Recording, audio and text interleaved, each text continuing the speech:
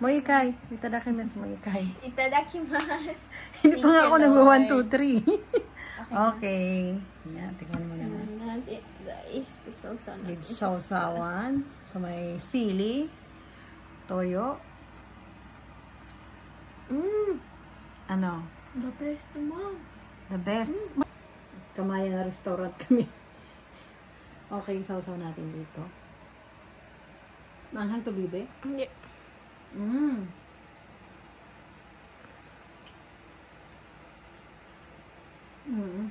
Napakasarap nga. Tsaka templadong-templado hanggang ilalim yung laman. Nanunuot talaga yung Marinade. paka-marinate niya. Hanggang ilalim templado.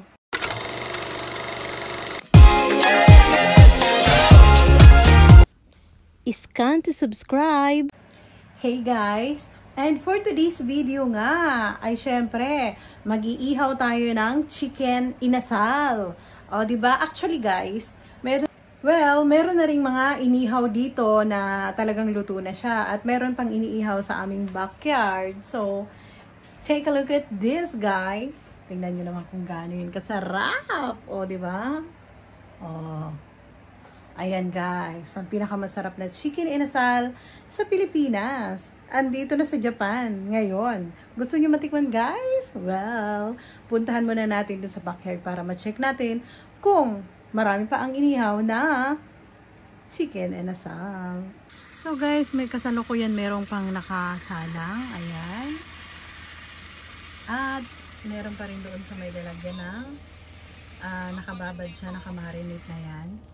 Then maya-maya balikan natin yan pag luto na yan. Para maganda talaga yung texture, di ba? And syempre, thank you dito sa aking husband na nag-iihaw. Ayan. Nakatalikod lang siya guys. At meron naman ditong isang busy-busyhan, kuno. Joke. Talagang busy yan guys kasi nag-online daiga ako yan or online college. Kaya marami yung tinatapos na project para maihabol niya sa kanyang deadline. Yan. Ano, TJ, sabihin mo sa akin kapag gusto mo na mag-taste, mag-free taste ng chicken inasal para ma-videohan kita doon. Yung bagong luto ni Tito Daddy mo. Anong pinapanood mo? Ay, so, dito nga guys. Ayan. Dito na yung mga luto.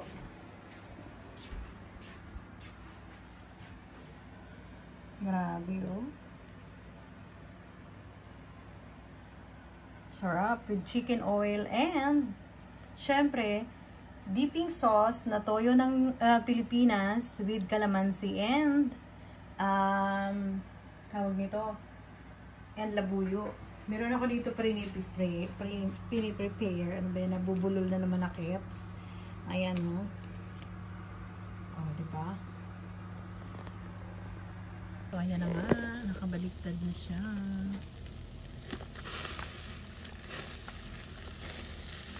Wow, sarap. Natas ng uso.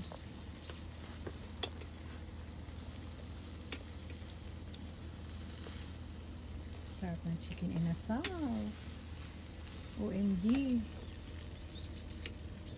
Yan ang masarap papakin habang mainit pa. Talagang juicy yan at saka bango-bango pag bagong ihaw. Ayan, oh. Ayan.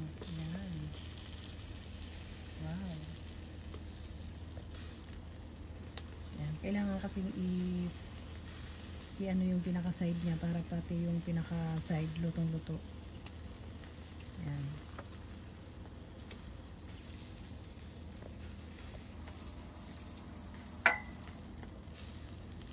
Ayan, pinapahira ng chicken oil at saka sauce para lalong mas masarap. Ang galing. Then, ito naman yung ginagawa kong libreng chicken oil para sa mga mag-o-order nito. O, diba? Sa mga gustong kumain ng inihaw na chicken inasal. Diba? Sarap. Yan. Siyempre, hindi mawawala yung chicken oil. Kasi kapag gusto natin i-enjoy ang ating inihaw na chicken inasal, siyempre, kailangan may partner yung kanin natin ng masarap na chicken oil. Ayan, di ba? Ito talaga yung pang-partner sa yung rice. Mas the best ang pagpapak kapag may ganito. At siyempre, hindi rin mawawala ang suka at toyo ng Pilipinas na may labuyo. May siling labuyo. O, ayan o. Ayan. Dudurugin mo lang yan ang anghang yan. Ang sarap. Tsaka okay siya guys kasi toyo ng Pilipinas ang gamit nito na ating dipping sauce.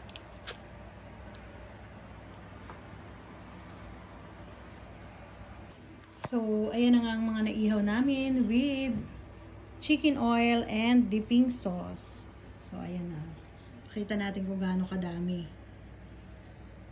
Ayan ang mga naihaw. Hanggang dun. O, diba? Then, guys, meron pa dito. Bagong ihaw yan. Yan.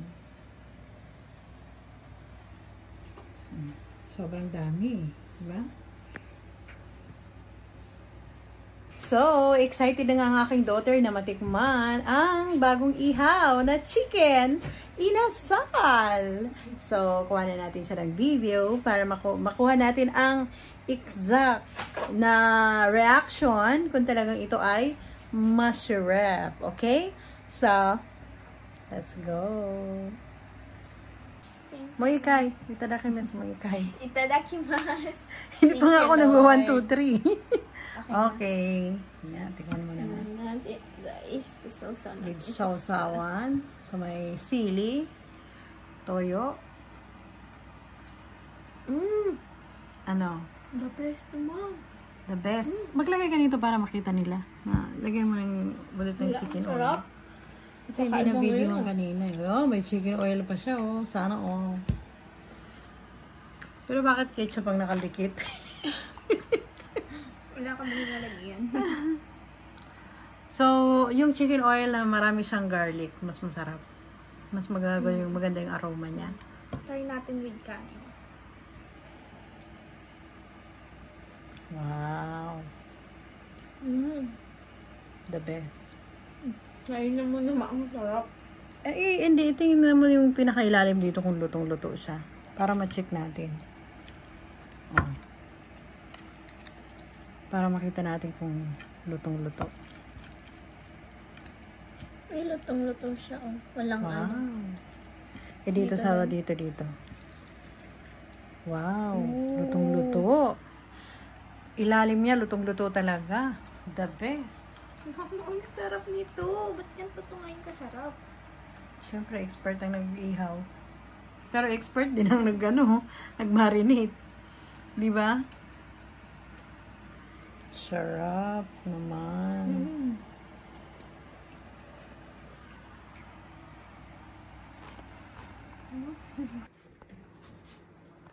Tito, ang sarap. Grabe. Pagod niya siya. Pero wag mo na kasi sana binidyo. Hindi mo matuwa. Pero promise, ang sarap. Luto, sobra. Iba yung lasa niya ngayon.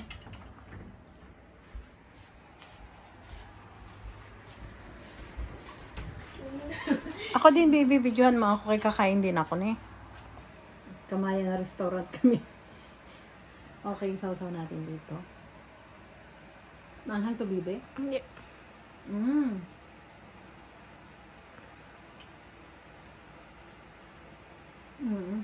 Napakasarap nga. Tsaka templadong-templado hanggang ilalim yung laman. Nanunuot talaga yung Marinage. paka-marinate niya. Hanggang ilalim templado. Kalabasa buong magdamag siya na ibinabad bago inihaw. Kaya ganyan siya kasarap. O naniniwala ka na sa akin, CJ, na mas okay din ibabad yung toyo ng Japan. Basta kompleto recado lang. Okay na? Approved na? Sarap. The best. I love it. Ganado si DJ kumain ah. Rice, only rice one. Only rice dito, guys. Parang gusto ko na rin kumain tuloy. Nainggit ako eh. Yung talagang may kanin na yan, oh. Pero din ako rice with chicken oil. Diba? Nainggit. Nainggit po ang babae.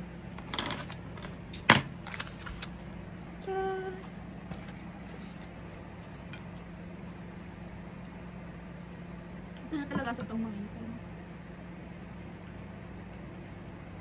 Nag-cover photo lang yan, guys. Kaya huwag ka ma-shock. Huwag kayong ma-shock.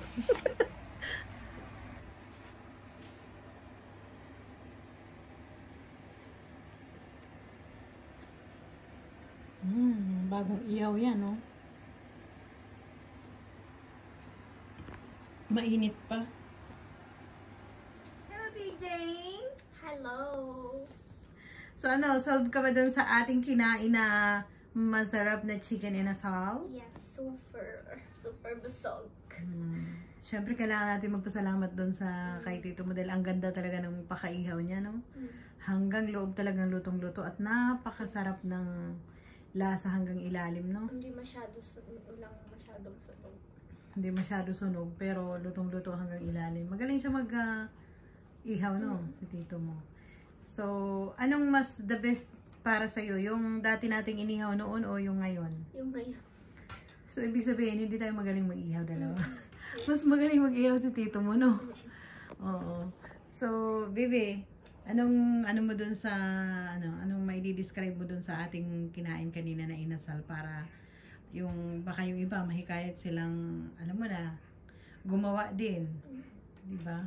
Sarap, tapos sobrang nanonood yung lasa sa loob. So, Only rice. okay ba na buong magdamag talaga siya i-marinate bago iihaw? Kasi mas malasa. Mas malasa siya. So, ayun guys. Papasok sa loob yung lasa. Ayun guys ha, naalaman nyo na yung technique. Kailangan buong gabi nakababad. Yes. Nakamarinate siya sa mga pampalasa ninyong gagamitin. Para the best, no, Bibi? Arigato, Bibi! Bye. Thank you and see you on our next vlog! Wow! Please follow me on Instagram, TikTok, and Facebook. And if you're new in this channel, please subscribe and don't forget to click the notification bell so that you are updated to our next videos. To those who wish to get a shout out from our video, please comment down below.